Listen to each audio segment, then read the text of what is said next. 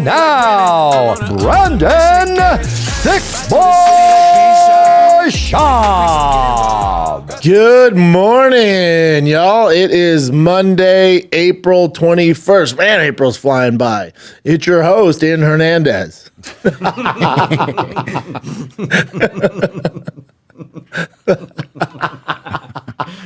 Can you imagine if I was Aaron Hernandez? Oh, some people can. Listen, some of this, so many people sent this to me in my group chats and also on Instagram. Here's the way I first looked at it. First of all, I looked at, there's a lot of bullshit. You know, people take shots at me all the time. You catch strays. There's, the internet's going to internet, and I don't really engage with it.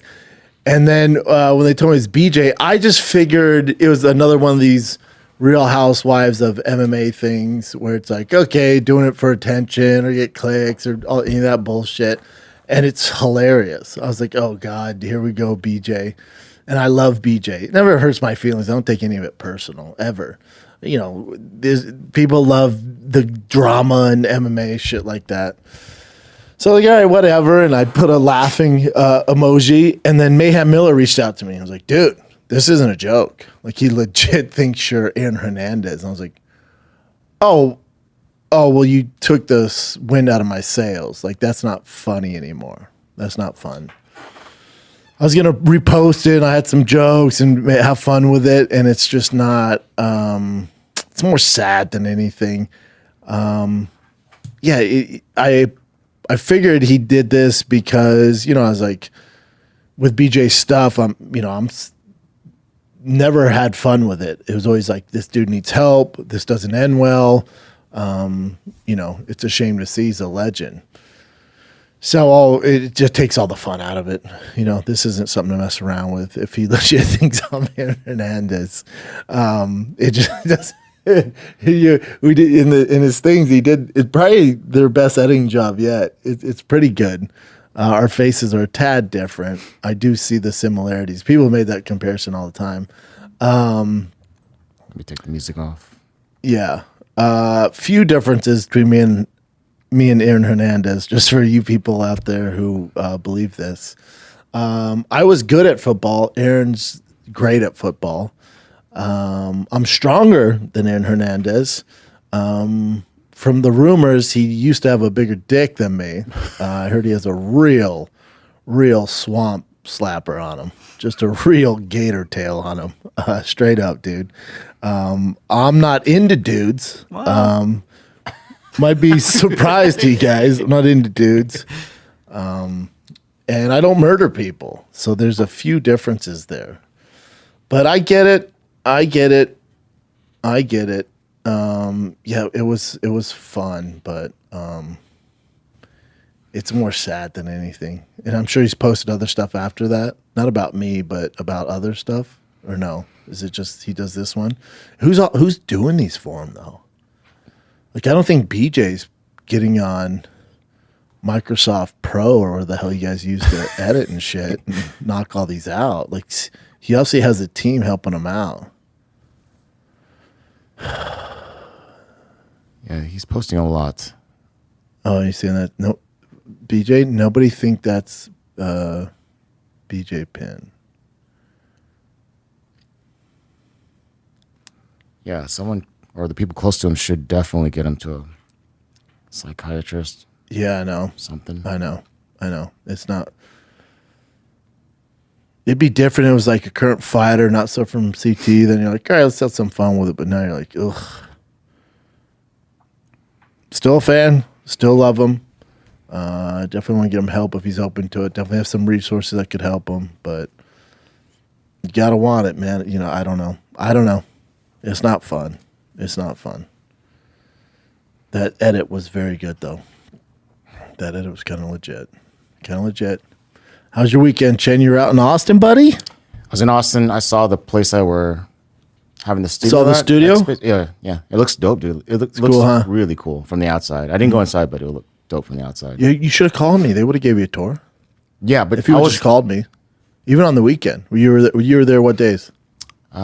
I was supposed to be there Friday, but my freaking flight got canceled. So I got there Saturday morning and then stayed till Sunday. But Sunday's hard to look at properties. And that's the whole reason I went there to look for stuff. Oh, you're looking to live? Yeah. Did you find anything? I found some like 2 different spots that I thought were cool. Oh, that's cool. So, near the studio, like that area. 6 minutes away. Oh shit! Yeah. Chin likes to walk. Chin likes to walk to work, dude. And the temperatures there though, no. Was it toasty? Even for like this time of year, it was like 85 and like kind of humid. You don't do so it not humid? Great. I hate hot weather. I love cold weather. Oh, interesting. See, I like the hot. I know we're very opposite in that way. But hate the cold. Either way, we have AC. Yeah, it's all good. You're always inside. Yeah, wifey was there all week, man, with her family. Yeah, they love it out there already. So we'll see, man. Counting down, baby. It is really beautiful. Aaron Hernandez moving to Austin. Boy, if I had Aaron Hernandez money, there would be signs. I'd have a bunch of cooler cars. Well, what can you do? Yeah, T had we had a tournament in Camarillo. The boys did not show up. They're also in a majors tournament. So we played some good teams. Pretty sure the kid pitching the first game won a Cy Young award. He was as big as I was. T pitched great. In his first game, he's been a little bit of a slump batting. That's how it goes with these kids. Yeah, man. And then Sunday, they won. They're in the silver bracket, I think, silver or bronze. And if they won the first game they played, so they had potential to play 3 games. So like, all right, I'm gonna be at the field all day. I'm gonna be here all day. First game was at 8 a.m. So I'm like, I'm gonna be here all day, all good. Nothing I love to do more. Sit in the sun, watch the kiddos play baseball. Sign me up. Got my snacks. All right, Bossy's playing with the other little ones. He loves it out there. I'm like, here we go. And that first game they lost. They were winning the entire game and then couldn't get out of the fourth, had 2 outs, gave up a bunch of runs, and then just didn't answer. T didn't play great, man. He just didn't. It's all good. I'm never hard on T at the games. And I tell dads this all the time. Nothing you yell from the sidelines has ever helped a kid play better. It only makes it worse. And some of the other dads were yelling. I was like, oh, this is the baseball dad group. So I walked all the way around. I didn't want to be part of it because I didn't want T to think I was saying things. So I went to the outfield and watched from the outfield like a psycho, like the neighbor from Home Improvement. I'm just over the fence like this the whole time. It is what it is, man. You don't want to critique those little dudes too much. They're 9. They're 9. So no matter how T plays, I tell them 3 things I liked about it, and I leave it at that. And then the mistakes we'll fix days later at practice. I'm hard on them in practice. Practice, that's where we can be hard on them, critique them, and try to motivate them. But the game, let them do their thing, man. Don't take the fun out of it. So they got their ass whooped early, and I had the entire day. Again, wifey was in Austin, so I had the kids solo. And Camarillo's like 30 minutes from Santa Barbara, so I was like, fuck it, let's go to Santa Barbara. So spent the day up in Santa Barbara. I could live out there, man. Such a nice place. Different tax bracket, man. If you're gonna Ellen lives up there, I think, or she might have moved because Trump won. I don't know, some weird shit. Why you'd leave that is insane over politics. But Harry lives there, the redheaded prince who abandoned his family, Meghan Markle and Harry. That's how nice Santa Barbara is. They could think, richest family all time, and they decided to live in Montecito, which is right outside there. You ain't touching anything in Montecito for under, 20 mil. Not a chance. Too rich for my blood. It's nice out there, though, man. So, when I look at the water, all I think about is great whites. It is great white central. Bossy's like, Dad, I want to go in the water. I'm like, no, you don't. And then I showed him videos of great whites. He's like, I don't want to go in the water. I went, told you. I told you, dude. I told you. But yeah, back to it, man. Back to the grind. Fight-wise, you didn't have shit popping this past weekend. Here's my theory on why the UFC's kind of having a lackluster summer right now. The start of summer, right? I don't even know if it's technically summer. I think summer starts in May, technically, right? I think, hold on. I thought summer started end of May. What's the first date of summer? Yeah, June. Ooh, wee starts late. Ooh, wee. Ooh, wee, wee. June 20th is the start of summer? Jeez, I thought it was end of May. So we'll go off my stuff to go on with his theory. So let's say, I think, just overall, I think the reason why you're not getting a whole, like, typical UFC summer, quote unquote, like May to August, where it's just pop, just boom, boom, International Fight Week, June's popping, all these gnarly ass fights, is because they're figuring out the TV rights deal. I think they're holding those big boys. Because whatever network they go, most signs point to Netflix, and it's going to be some on ESPN. They're still going to have the pay-per-view model. But remember when they signed with Fox, when they first signed with ESPN, those first couple of cards were, they were fantastic. Because they're trying to show off. They're trying to get new fans. The hardcores we're going to follow wherever. They could give us Ian Garry and Carlos Prates, on a pay-per-view. I'm like, all right, I'll take it. But to get those casuals, you need those popping fights. So that's what they're doing. I think they're just holding the reins back. They're going hold. And then as soon as that TV deal gets done, kaboosh. You're getting Topuria, you're getting Makhachev, you're getting all the big boys, John Jones. I see the glass half full. Okay? It could just keep being this slop they're delivering to us. But I truly think they're just waiting. They're just waiting. As soon as the TV rights deal gets done, they're going to announce some tasty fights for you guys. I got faith. That's what's going to happen. Let's take a little break, kids, because this episode of the Schaub Show is brought to you by Shopify. When I started podcasting, it seemed like I had to figure it all out on my own. No help from Brian Callen. It was exhausting. Script, setup, filming schedules, logos, merch. Oh, my God. It was super overwhelming. Every day seemed to introduce a new decision that needed an answer. Boy, didn't have it. When you're starting off with something new, it seems like your to-do list keeps growing every day with new tasks, and that list can easily begin to overrun your life. Finding the right tool that not only helps you out, but simplifies everything you can be such a game changer. For millions of businesses, that tool is Shopify. Cha-ching! Shopify is the commerce platform behind millions of businesses around the world and 10% of all e-commerce in the U.S. from household names like Mattel, Gymshark, Drive Fast All Gas. They're just getting started, all right? Get started with your own design studio with hundreds of ready-to-use templates. Shopify helps you build a beautiful online store. Drive Fast All Gas, all right? And best yet, Shopify is your commerce expert with world-class expertise in everything from managing inventory to international shipping to processing returns and beyond. If you're ready to sell, you're ready for Shopify. Turn your big business idea into cha-ching. Shopify's on your side. Sign up with a $1 per month trial. Start selling today at shopify.com/Schaub, all lowercase. That's go to shopify.com/Schaub. Shopify.com/Schaub, all lowercase. Cha-ching. The fight night this weekend's not bad. It's not terrible. Ian Garry, that's a pay-per-view dude. He's pay-per-view. He is so talented. He lost to Schaub, but really won in my book. So that fight didn't hurt him. And Carlos Prates is a savage, undefeated in the UFC. Great striking, aggressive. Strength of schedule definitely lies with Ian Garry on this. Even though Carlos Prates smokes cigarettes and is super aggressive, he's going to have his hands full with Ian Garry. He's going to have his hands full.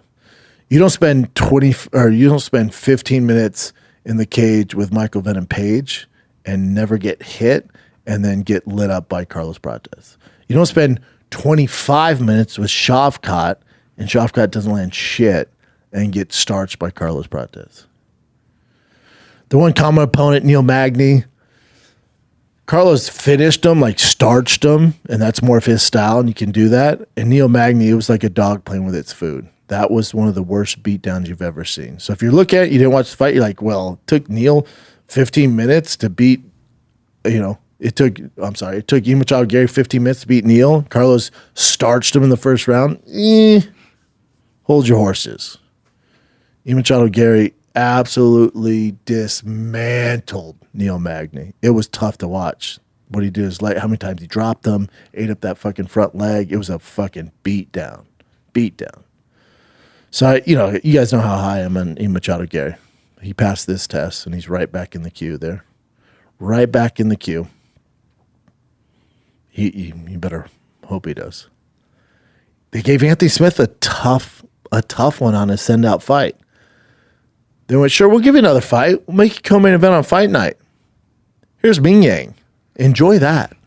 He's a fucking savage, dude. Not an easy fight for Anthony Smith. Giga's back. Take my money. Michelle Piera. I'll take it. Randy Brown. Dolby is one of my faves. All right. It's not terrible. It'll get you through the night. You know what it is? It's like a 5 at the bar. It's the 5, has a muffin top, and you're like, it'll get me through the night. It'll get me through the night. It's not UFC 314, the smoke show you brought home. We're all excited. But you know what? It'll get you through the night. That's what it is. And it's Ian Machado Gary, baby. Take my money. Take my freaking money. But yeah, you're not going to get a lot of UFC news. It is interesting how Ilia Topuria is going on this kind of PR campaign in America. Now, apparently in Spain, he's on all these shows all the time. He's a massive star out there. I know he's like the face of everything outside Ronaldo, right? Apparently they don't get along. But I think it's good for him. There's two ways to think about it. It's like, all right, yeah, he's getting, familiar with the American kind of PR machine here. He did Rogan. He did Patrick Bet. He's doing all these shows. It's good to hear him talk because the English is fantastic. My one takeaway with him on Rogan is I don't know if anyone caught this. He's talking about how tough it was to cut weight and stuff like that, and how 55 feels natural. He can't cut weight anymore. And Rogan goes, yeah, like some guys, I can't believe they make fucking 55. Like, it's impossible. And he's like, yeah, I know. So it's just not healthy, man. He's like, yeah. He's like you ever seen Islam Makhachev? Topuria, he goes, I know as a fighter, when people say stuff about a guy you could potentially fight, you're like, what? And maybe he's not doing this, but that's the read I got. And Rogan goes, he's fucking huge, dude. And Topuria goes, oh, really? I've never seen him in person. He goes, oh, my God. I can't believe that kid makes 55. I mean, he must walk around at 200. He's a fucking house. And Tobias like, I've never seen him. It's like, yeah, bud, he's a fucking monster. Like, Topuria is big, especially for that weight class, like big, but Makhachev has no issue competing at 170. It's stronger than all the 170ers. And you just tell Topuria's like, oh, cool, yeah, that's cool. I've never seen him in person. It's like, no. He's a fucking house, dude. Very talented. Yeah. So I think when he's like, I've never seen him, it's like, oh, weird, because you were on Patrick Bet David saying how you submit him with any submission you wanted to. You got to see him in person, dude. But that's what makes Topuria great, man. He believes he can do it, and he probably can, if anybody can. But yeah, you're dealing with a different animal, dude. You're dealing with a different animal. I think it's good he's doing all this. There's two ways to look at it. It's like, he's going to announce a big fight. And remember, he's like, you guys won't ever see this fight coming. I was like, dude, it better be good, right? He's like, you won't believe it. I'm going to announce it soon. We haven't got any announcement. I think it's out of his control. Or that fight has been made, and UFC's like, don't say shit till the Netflix deal gets done. Islam, you're not saying shit. John Jones, Tom, all this wild shit, Alex, Pierre, all the boys, don't say shit till it's done. So Ilia's like, all right, I'll just build my star and I'll go to America on a PR tour. And like, great idea. Do that, but don't announce the fight. There's that. That could be out there. Or he's like, shit. Islam doesn't know what he's going to do. He's waiting for JDM, Bilal. It's kind of up in the air. I left the 145-pound strap. Now Alex Volkanovski's kind of the face of it. Everyone's talking about him. I beat him already. It's like, I gotta get back in the conversation. They haven't announced shit. They're talking about me fighting Charles Oliveira. I gotta do something here. So there might be some desperation on his team side to kind of push his narrative, maybe. I think it's the latter. I think he knows who he's gonna fight. I don't think he would have left 45 and just go, yeah, I'll just fight anybody at 55. It just doesn't seem smart. Unless UFC was like, Can't guarantee a title shot. Islam might go to 70. He might come back. If Islam comes back, you'll fight him, but we're not sure what he wants to do. We'll match whatever pay you were getting as a champ at 45, but you're not going to fight for a title because we don't know. It could be that. Otherwise, it's just insane to go, I'll blindly leave 45 because the weight cut's too tough and just go into the queue at 55, which is murder's row, and take less money. It doesn't seem like a smart business decision. You never know. He wants to be great, so he might not give a fuck, you know? And then, was it on Rogan? He's talking about fighting, he'd be down to fight Paddy Pimblett in Spain. Hey, man, too soon. Too soon. I love Paddy. You guys know this, well documented. I fucking love Paddy. But that doesn't seem like the next fight for Paddy. Now, if you're going to do it, listen, that fight's just too soon. It's like ordering steak or chicken at a steakhouse, and it's rare, dude. We got to let this thing, both of them, we got to let it cook at 55. Paddy needs one more, then we can do a fight like that. Paddy needs a Charlie O, a Connor, and then we talk about a title shot. For him to beat Chandler, who's lost how many? Oh, definitely older fight. Good win. I'm not taking anything away from him. But you can't go from Chandler to a title shot. That's wild, dude. You gotta let him cook. Right now, that chicken's raw, dog. And I'll eat that. And I'll shut my fucking mouth. I'll eat it. I would love that. Topuria, Patty? Come on. You guys know how high I am on Patty. It's just too soon for my liking. But I'll eat it. I'll eat it. That's what they want to do.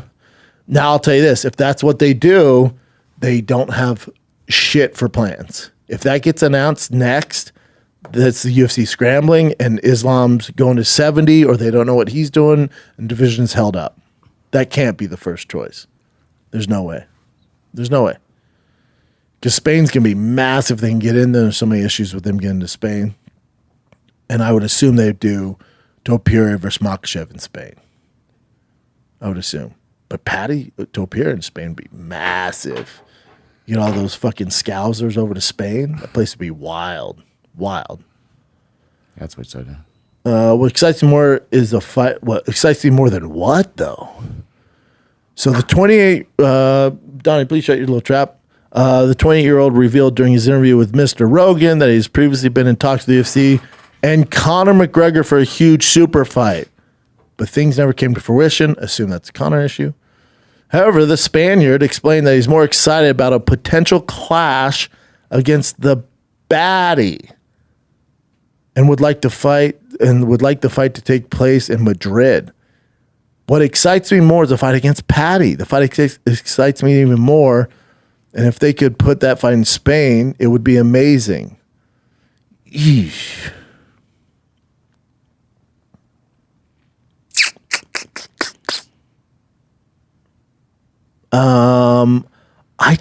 What do you do if the UFC? Case, if you're the UFC, if you're bald, right? You're bald and TRT and you're all healthy now and crushing life and got a gambling problem. Would you do if Conor goes, I'm back. I'll be back in July. If you're the UFC, do you okay, Conor versus Topuria for the vacant 55 light heavyweight title? Or just lightweight title? Or do you do Paddy versus Topuria? If Conor's back and it's happening, I do Conor Topuria, and then the winner of that could do Paddy, or you have Paddy fight Gaethje, and then the winner of that. But yeah, I mean, bad. Conor's still big dog, he's back. Big fish. No matter what issues, big fish. Yeah, you do Topuria Conor over Paddy Conor? Yeah, I don't care what Topuria. I don't care what excites Topuria. That's money. It's a business. Conor's the biggest payday. But I'm thinking about Paddy here. You don't think Paddy Conor's bigger than Topuria Conor? Oh. But you need it to be... Is that still for the title? No. Paddy Conor's the title. Topuria is the title fight. Who Topuria fight then? I guess, again, we're all waiting on Makhachev. Right. Because Makhachev's like, no, I'm staying at 55 because Bilal won. I'm going to fight one more at 55. You go Makhachev Topuria in Spain. Yeah. And then you do Paddy Conor. And then Paddy wins that. He fights the winner. Love that. Figured it out. It's all Makhachev. But if Makhachev's like, all right, I'm going to 70 because, I'll fight Bilal or JDM1, then Yeah, then you do Topuria Connor in Spain. Either way, if it's Topuria, Patty, Connor, Topuria, take my money. Let's take a little break here. You ever wonder why your body starts to feel different as you get older? I do. It's just not getting older. It's happening at a cellular level. Every party's getting older, especially the cells, baby. They're not popping like they used to. Every day your cells are exposed to stress from pollution, poor sleep, UV rays, a terrible diet, emotional stress. Those stressors cause DNA damage and disrupt your body, man. Basically the software that tells your cells how to function. Over time, this leads to reduced energy, slow recovery, brain fog, joint pain, and breakdown of your body overall. Your mitochondria, the engine of your cells, stops producing energy efficiently. That's because your body makes less of two essential molecules, NADH and CoQ10. And your natural collagen production, it falls, man. It's not good. Strong Cell is designed to target that root cause of aging at a cellular level. They have a patent pending formula that gives you body exactly what it's missing. NADH, CoQ10, or CoQ10. You're not just treating symptoms, you're restoring your cellular foundation, recharging your body from inside out. More energy, faster recovery, sharper mind, stronger body. It's not magic, it's cellular science. It's time to make it work for you. Reclaim your energy, rediscover your strength. Try Strong Cell today by going to strongcell.com. Use the code Schaub for 20% off. That's Strong Cell, STRONG, cell.com. Use the code Schaub for 20% off. Reclaim your energy today. Have you guys been seeing the rumors that Suga and DDP are injured? Mm-hmm. It would be a sad boy summer. Sad boy summer. You want to start off with DDP first? DDP injury, Nix's Hamzat title. And this is coming from Kevin Ioli, who's very legit as they get. Yeah. He's not like a gossip dude. I'm hearing that DDP is injured, and though there has been no confirmation, there's if that's accurate, the bout between DDP and Hamzat couldn't headline International Fight Week. So Makhachev will be needed for Las Vegas in June. Yeesh. Then what would you do? Well, there's this. Interim time? They're not going to do interim. It depends how bad the injury is, but they hate interims.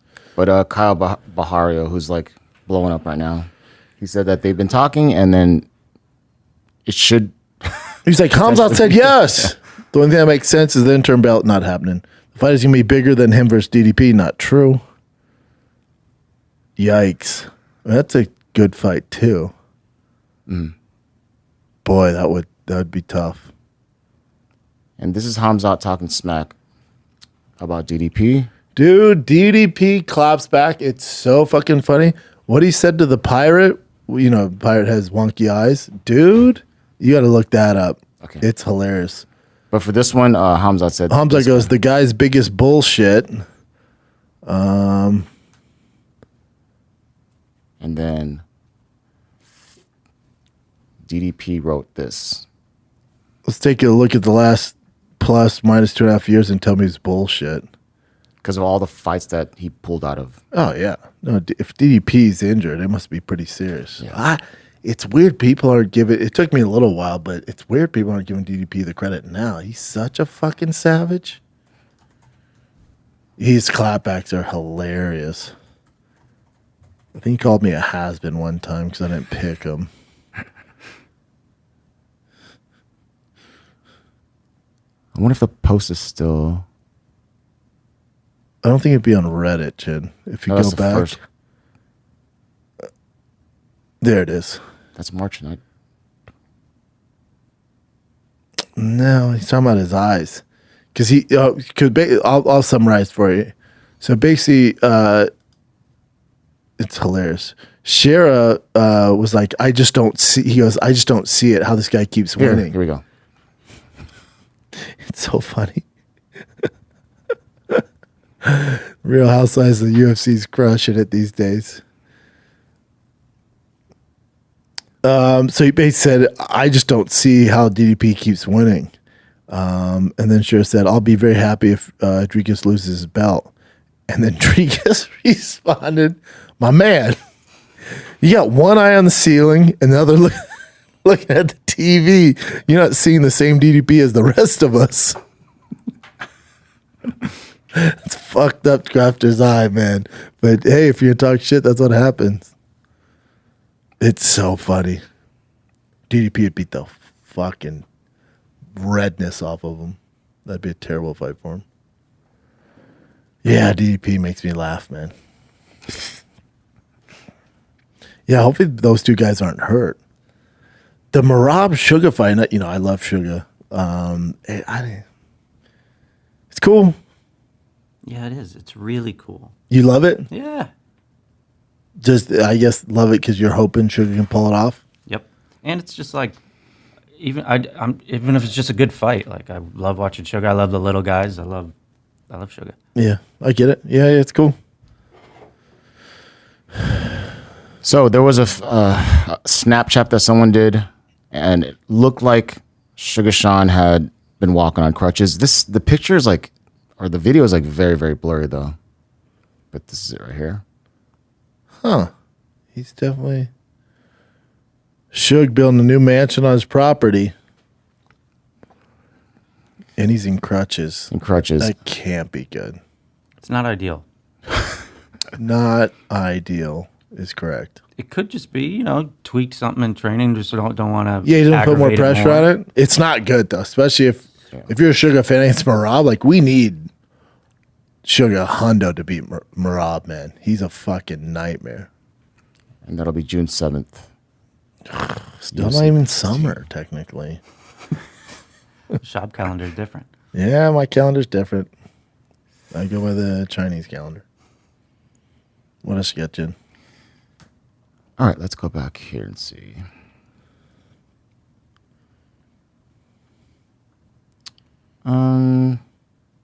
This is also about the Makhachev stuff. So I believe this is Charles Oliveira talking about who he's fighting next. Charles Oliveira is only interested in fighting for the title next. I don't run away from anyone. I never have. If it's for the title, why not fight Topuria? I'm just looking for a title. I don't want to fight another fight just to fight for the title. No. So basically, if Makhachev, did the same thing Topuria did, went up, then he would fight. Yeah, Topuria Charles. If that was like for the vacant title, I mean, it's Charles Oliveira. I think because Charles probably getting a lot of pressure, especially from the Scousers, like Patty, Charlie O, and he's like, bro, no, I'm trying to fight for a title here. Yeah. Yeah, Charlie's the only guy not trying to fight Patty. You're right. Everyone's going for Patty. He's such a star, and they think it's kind of the easier fight out of the top tier guys, and they're in for a sad awakening. Rude awakening, as the kids say it. Okay, so you were talking about this earlier, but so UFC ESPN deal, the negotiations were done last Tuesday, and I guess there's nothing completed there. We talked about it last week. Dana knows exactly where he's going. They didn't wait. So check this out, though. So this is the Netflix CEO saying what he thinks about. You know how in the very end of the interview he was saying like, "Are you looking for like $1 billion a year?" He goes, "Yeah, that'd be good," or something like that. Yeah. And this is what the Netflix CEO said. Big Ted. What do you say? All right, here. Oh wow. UFC encountered another hurdle in its broadcast partnership search because Netflix CEO Ted clearly stated that the promotion's reported $1 billion annual request was unacceptable. That's how you know ratings are down. You're like, $1 billion? Bitch, please. Yeah, all your numbers are not trending up. How has the deal worked out? I would assume good. How has the deal worked out for WWE with Netflix? They don't report numbers. I feel like it's big though, right? I'm not a WWE guy, but I feel like I see it a lot. Is it doing better than it was on terrestrial TV, like regular TV? And did you see, because, the UFC, TKO owns WWE and UFC, so now like Dana White was there, Izzy was there, you got a lot of UFC stars at the Wrestlemania Sunday night. That's always weird to me. But I guess if you're a real WWE fan, it'd be interesting how you guys feel about it. Do you like when your two worlds mix? I don't. It's like a fusion food truck. I like when they're good at one thing. It's always alarming when they're like, yeah, we have Thai and tacos. I'm like, oh, this can't be good. That means you're getting basic Thai, basic tacos. I like a specialty. Otherwise you're getting a complete shit show where it's just everything's average. I don't like when the worlds cross. I don't like WWE. It's slowly coming over. I don't like it. I'm also not a WWE guy because I'm 40, So many people love it still. I can't. I just can't. It's so, I don't get it. Teach their own. It's soap opera for grown men, That's all it is. Same reason I watch fucking Yellowstone. Yeah, Netflix might have a hard time getting that. UFC might have a hard time getting that asking price. It's tough. I mean, $1 billion a year. Of course, that's going to be like. Yeah, it'd be like finding a kid going to Spotify right now, being like, "We need 10 million." Like, bitch, views are down. But in 2017, that was the time to do it. Oh yeah, bitch, views are down. How about this? Israel Adesanya was training with Sean O'Malley and their team, and then the coach of Sean O'Malley said that. So is Sean hurt or not? Is Sean O'Malley hurt or not? Because if he was just training with Izzy, I don't know when they trained though. They might have been like a while ago. They should hit up Izzy. Definitely, but he's saying that Izzy wants that Sean Strickland rematch back.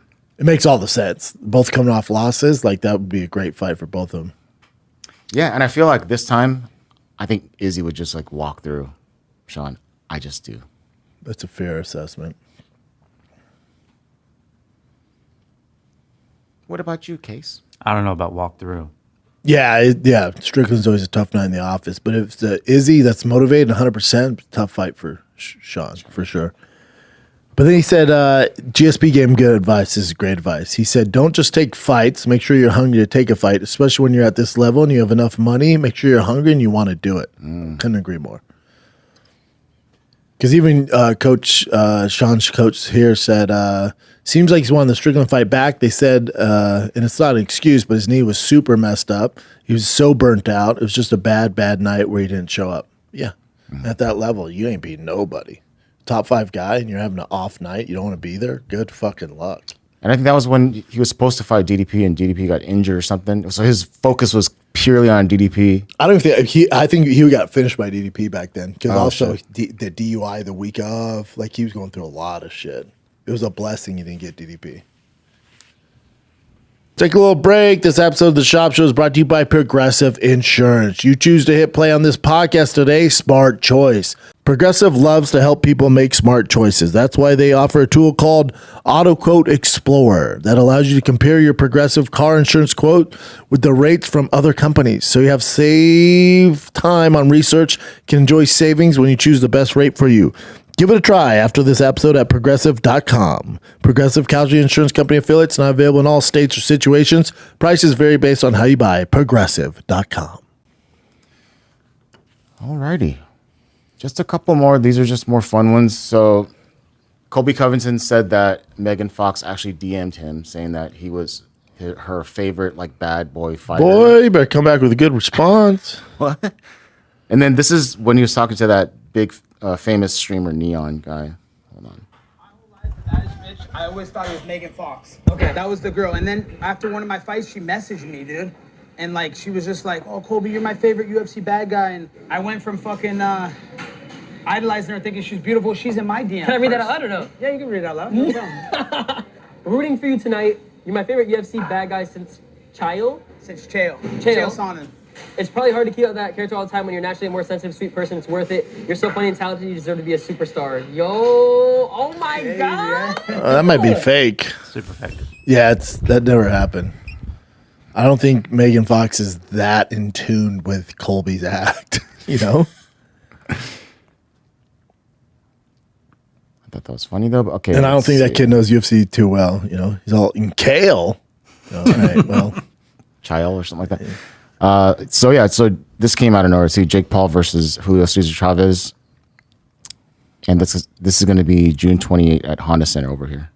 Yeah, I love Jake. Support him, but that fight, you go, okay. I know, right? It keeps him moving in boxing, but Chavez Jr. You lost to Anderson Silva. You beat Anderson. It's like, all right. And this ain't gonna check the box that he's looking for. Where people are like, you need to fight real boxers. Like, this ain't gonna do it. Chavez checked out a long time ago, man. Yeah, this is the one I just don't get at all. Hopefully he finishes him and gets paid and moves on. Alrighty. So remember when Tyron Woodley had that song "I'll Beat Your Ass"? Yeah. Apparently he opened up about the reason why he wrote the lyrics. It's about Dana White. That's never good. So he says, that's why I made that song, "I'll Beat Yo Ass." If you listen to the lyrics, it's for Dana White. I couldn't say why I wanted Dana White's ass, but I wanted too bad. I wanted too bad because he made me look stupid. Why are you going to sit here and act like everybody, Michael Bisping and Kenny Florian, were laughing? I'm like, ha ha, I'll beat both your asses. Not Florian, that's my dog, but yeah, you made me look stupid. Then I went on air. I couldn't defend myself. So somebody said, they shut my mic off in my ear. You can't reply. You can't say nothing. You can't speak of this. Yeah, so it's never worked out for anyone who goes against the UFC brass. It just doesn't. So when I fought Robbie Lawler, you got to recognize Robbie was American Top Team. He was managed by Dan Lambert. So a lot of negotiations to fight me I know about. I know you got an extra $250,000 to fight me. Wow. Yeah. But the main reason is because his fight with Damian Maia, Dana White was talking smack about how lackluster it was. Yeah, that's why he made that the lyrics to the song. But so I went back and I listened to the song. Remember we listened to it and we were just like, it's terrible. Yeah. I don't know if you remember this, but then I listened to it back again, and for whatever reason now I actually like it. Hit it way more. Yeah, but we definitely can't play it on air. I'll be the judge of this. Isn't it better now for some reason? I never hate on it. Anytime these fighters try to do something outside of fighting, everyone wants to hate on it. Trust me, I get it. So I support Tyron, if that's what he wants to do. It didn't seem like it was about Dana, We all have white teeth. Yeah, either way, so that's interesting. It's about Dana, and then just for whatever reason, I don't know how many years later, to me it sounds better now. And this is TJ Dillashaw talking about Bilal Muhammad's record. And I'll just play it for you real quick. And this is on the Jackson podcast. Bilal Muhammad's got 4 hours and 17 minutes and 38 seconds in the cage of the UFC and has 0 knockdowns. He hasn't knocked down anyone in 4 hours and 17 minutes.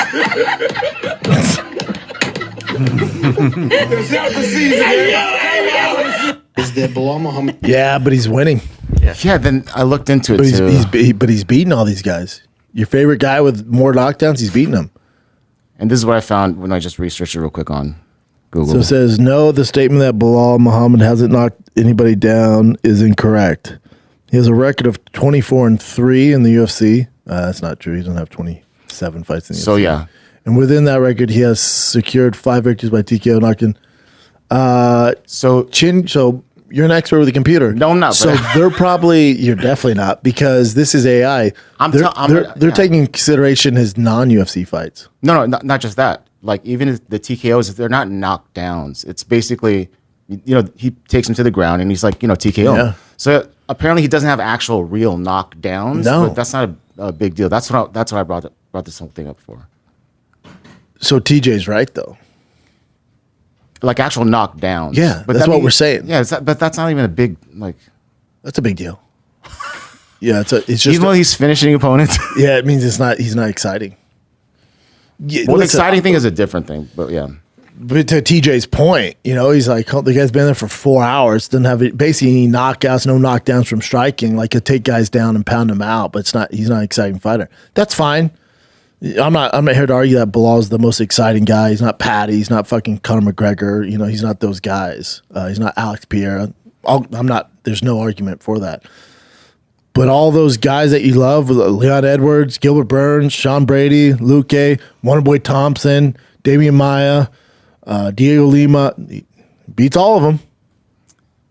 And then prize fighter, name of the game, win fights. He might not be your favorite, but the motherfucker's damn good. World champion. Of course, he's champion. And is he the most exciting champion? No. No one's arguing that. So exciting means you have to do some knockdowns. Knock guys out, get big finishes. Yeah, he knocks them out, TKO, but not actual knockdowns. Like just dropping someone. No, I mean, look at it. It's decision. You know, the UFC's No, he's like, definitely one of those fighters. yeah, Without a UFC's doubt, like, fuck, man.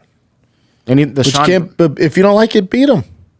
the Sean Brady one too is like, Sean Brady was out, but he didn't get knocked down. Like they just stopped the fight, you know, as he's like, you know, out on his feet.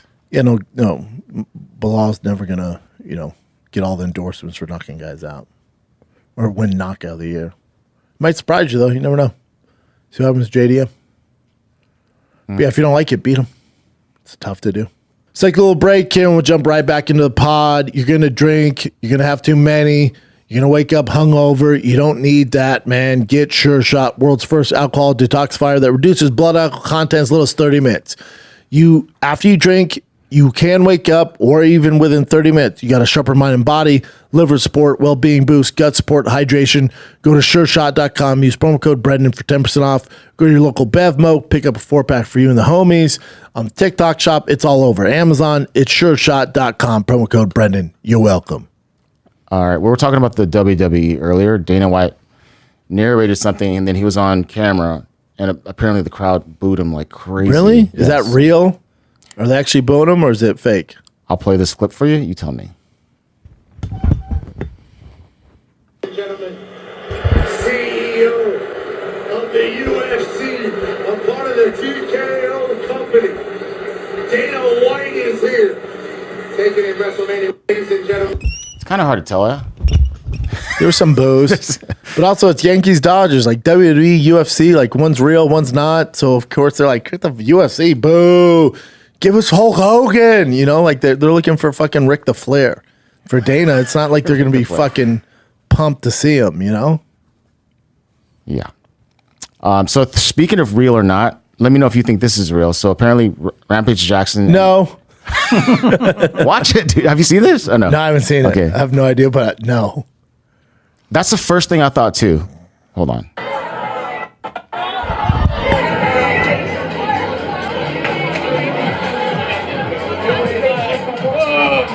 Hey, come here. Did you just push him? Yeah, Did he pushed me. Why? He pushed me. Hey, he got the fucking camera. He didn't push you. All right. Get the fuck out of here before I fuck you up, bitch. I watched everything. You a fucking bitch. Hey, don't you ever touch my fucking cameraman. Don't fucking do that shit. Guess what? He pushed this guy for no reason. No, he didn't fucking I touch saw me. everything. Don't It's on fucking camera. It's on fucking camera. It's on fucking camera. It's on fucking camera. It's on fucking Rampage about to slap a Karen. Two questions. First of all, it is real. That looked pretty real. Two, why is Rampage in a bar with all these young people? What's he doing? I don't know. Maybe he's there to watch fights or something. I don't know. But what's he doing in there? And didn't he quit drinking? I thought he quit. I don't know. I was gonna say I thought he was sober, but when we had him on the show, he got so drunk. But usually when I see Rampage videos, it's all Yeah, I see fake. he's doing it, and when I saw love it. I still love him, but yeah, you see that I was like, it's fake. But then you This see it one's like, yeah, it's pretty real. Yeah. Those people are white girl wasted. Like, hey, you fucking get your hands off him. He's all, what? What to my question is, what's he doing in there? Why is he streaming from there? More power to him, though. Hopefully it works out. I think I have just one more. If I can find it. Okay, Maurice Green, who's John Jones' training partner. Remember the crochet boss guy? Yeah. I worked with And him. he's like, yeah, he's great. not- Such a nice guy. he had a recent fight. I think it was like the big. He got some knocked sort of, out, Yeah. but he won in Game Bread. Got a huge knockout in Game Bread. Oh, did he? Yeah. But he's in it. He's part of a Jordan Peele movie now, and it Oh, actually yeah. looks pretty dope. I mean, we can't play this clip, but I'll just show you real quick his Oh part. yeah, the football movie. Yeah. Yeah, I saw Does it look trailer. good or not? It looks amazing, but it's like, I don't know. haven't Also, seen it. Jordan Peele didn't direct it. I think he's just an executive producer on it. Oh, but- that. Oh, it says from producer Jordan Peele. Yeah. So they're just using his name to get the attraction. But it's like a football kind of horror-y kind of thing. Trailer looks sick. Looks pretty good. It's pretty good. It's the narrative's basically, the kid selling his soul to the Illuminati for fame. Sports game, a little yeah. different, right? It's pretty black and white. You gotta have the talent and do some pretty crazy shit to be an NFL player, but whatever. I'll watch it. Good for Maurice Green. Yeah, All right, that's cool. kids. You got a fight night. Ian Machado, Gary, must see TV. Carlos Prates. It is fantastic fight. Anthony Smith, last Raw. Make sure you tune into that. Not a bad card, but again, they're slowly cooking till they get the TV right deal done, and then you can get a bunch of big announcements. I think that's glass half full. All right, kids, that is it. Love you guys. Thanks for watching. Like, subscribe, do all things. See you next time. Enjoy summer.